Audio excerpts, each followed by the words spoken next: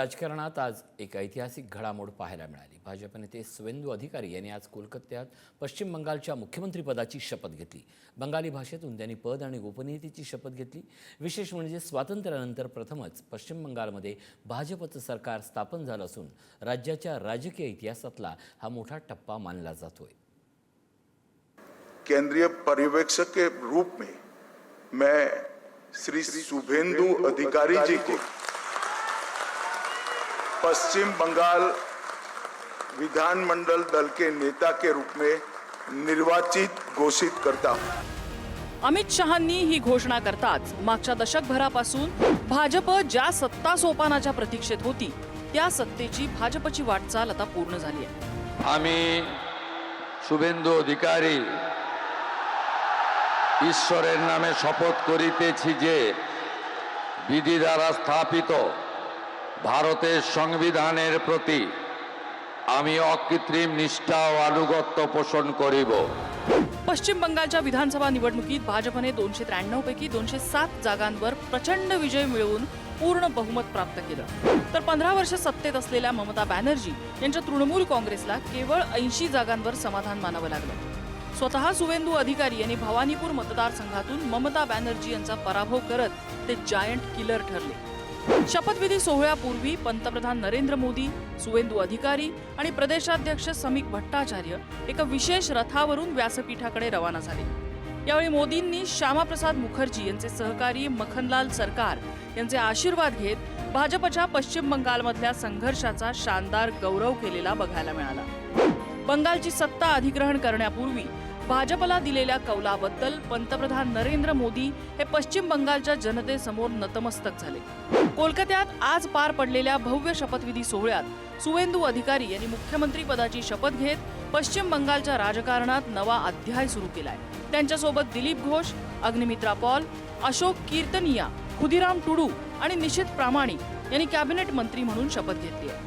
भाजपसाठी हा केवळ सत्ता बदल नाही तर दीर्घकाळाचं राजकीय स्वप्न पूर्ण झाल्याचं मानलं जातंय। बिहार, ओडिशा नंतर आता पश्चिम बंगालमध्ये भाजपने सत्ता मिळवत अंग-बंग कलिंग या राजकीय समीकरणावर शिक्कामोर्तब केलंय। आज दिसणारे सुवेंदू आणि सुवेंदू यांचा प्रवास पाहणाऱ्यांना त्याचा सगळा राजकीय प्रवास उलगडत जाईल। सुवेंदू अधिकारी यांचा जन्मच राजकीय वातावरणात झाला। त्यांचे वडील शिशिर अधिकारी हे सुद्धा बंगालच्या राजकारणात प्रभावी नेते होते। पूर्व मिदनापूर जिल्ह्यात अधिकारी कुटुंबाचा इतका मोठा प्रभाव आहे की त्यांच्या भागात त्यांना अनभिषिक्त राजे म्हटलं जातं। भाजपचे नवे मुख्यमंत्री असणाऱ्या सुवेंदू यांचा खरा राजकीय जन्म झाला तो नंदीग्राम आंदोलनातून। 2007-8 चा काळ बंगालमध्ये जमीन संपादनाच्या मुद्द्यावरून प्रचंड संताप उसळला होता। सिंगूर आणि नंदीग्राम मध्ये शेतकरी रस्त्यावर उतरले होते। त्या आंदोलनाचा चेहरा होत्या ममता बॅनर्जी, पण त्या आंदोलनाचा कणा होते सुवेंदू अधिकारी। तळागाळातल्या लोकांशी संपर्क, गावोगावी सभा आणि डाव्या आघाडी विरोधात वातावरण तयार करण्याचं काम अधिकारी यांनी केलं। राजकीय विश्लेषक मानतात 2011 मध्ये बंगालमध्ये 34 वर्षांची डाव्यांची सत्ता उलथवून लावण्यात सुवेंदू अधिकारी यांची भूमिका निर्णायक होती। सुवेंदु अधिकारी का मुख्यमंत्री बनना पहले से ही तय था। इसके पीछे कारण दो हैं। एक तो सुवेंदु अधिकारी ने सबसे ज्यादा संघर्ष करके पश्चिम बंगाल में भाजपा के शासन को लाने मदद की। दूसरा कारण ये है कि सुवेंदु अधिकारी ममता बनर्जी को 2 बार चुनाव में पराजित कर चुके हैं। सुवेंदु अधिकारी पहली बार उन्हें नंदीग्राम में पराजित किया तो दूसरी बार उन्हें भवानीपुर में। भवानीपुर ममता का गढ़ माना जाता था। ऐसे में सुवेंदु अधिकारी का वहाँ जीतना सभी के लिए आश्चर्य का विषय बना हुआ था। फिर सुवेंदु अधिकारी अमित शाह के भी काफ़ी करीबी माने जाते हैं, इसलिए ऑब्जर्वर बनने का अमित शाह के ऑब्जर्वर बनने से ये तय हो गया था कि सुवेंदु अधिकारी ही बंगाल के मुख्यमंत्री होंगे। भाजपा पहली बार वहाँ सत्ता में आई है और पहली बार उनका मुख्यमंत्री बना है। ऐसे में सुवेंदु अधिकारी के सामने कई सारी चुनौतियां होंगी। इसमें खास करके लॉ एंड ऑर्डर की चुनौतियां सबसे बड़ी चुनौती होगी। 2016 मध्ये त्यांनी विधानसभा निवडणूक जिंकली आणि ममता बॅनर्जी यांच्या मंत्रिमंडळात परिवहन आणि सिंचन मंत्री झाले। त्या काळात दीदी आणि सुवेंदू ही जोडी बंगालच्या राजकारणात अभेद्य मानली जायची, पण राजकारणात कायमस्वरूपी मैत्री नसते, फक्त समीकरण कायम असतात आणि हाच टर्निंग पॉइंट ठरला। तृणमूल काँग्रेसमध्ये अभिषेक बॅनर्जी यांचा वाढता प्रभाव, संघटनात्मक निर्णयांमध्ये स्वतःला डावललं जात असल्याची भावना आणि पक्षात स्वतःचं महत्त्व कमी होत असल्याचं जाणवायला लागल्यानंतर सुवेंदू अधिकारी आणि ममता बॅनर्जी यांच्यात दुरावा निर्माण झाला. एकेकाळी माय लेकरासारखं मानलं जाणारं नातं आता राजकीय संघर्षात बदललं होतं. आणि त्याच वेळी नारदा स्टिंग ऑपरेशन प्रकरण आणि सारदा चिटफंड घोटाळा प्रकरणीही सुवेंदू अधिकारी यांच्यावर भ्रष्टाचार सहभागाचे आरोप झाले. राजकीय अडचणीत सापडलेले सुवेंदू त्यावेळी अलगदपणे भाजपच्या गोटात सामील झाले. तृणमूलचा सर्वात मोठा बंगाली चेहरा भाजपमध्ये दाखल झाला होता. यानंतर सुवेंदू अधिकारी यांनी फक्त पक्षांतरच केलं नाही तर तृणमूल मधल्या अनेक कार्यकर्ते आणि नेत्यांना भाजपत आणलं. आणि मग आली 2021 ची निवडणूक. ही निवडणूक बंगालच्या इतिहासात कायम लक्षात राहील, कारण सुवेंदू अधिकारी यांनी थेट ममता बॅनर्जी यांनाच आव्हान दिलं होतं. भवानीपूर सोडा, नंदीग्राम मध्ये या असं खुलं आव्हान त्यांनी दिलं.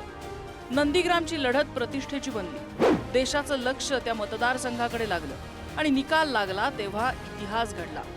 सुवेंदू अधिकारी यांनी ममता बॅनर्जींचा पराभव केला होता. जरी त्यावेळी भाजपला सत्ता मिळाली नाही तरी सुवेंदू अधिकारी हे बंगालमध्ये विरोधी पक्षाचे सर्वात आक्रमक चेहरा बनले. विधानसभेतील त्यांची आक्रमक शैली, तृणमूलवर सततचे हल्ले आणि हिंदुत्ववादी राजकारणाची आक्रमक मांडणी यामुळे ते भाजपच्या केंद्रीय नेतृत्वाचे विश्वासू बनले.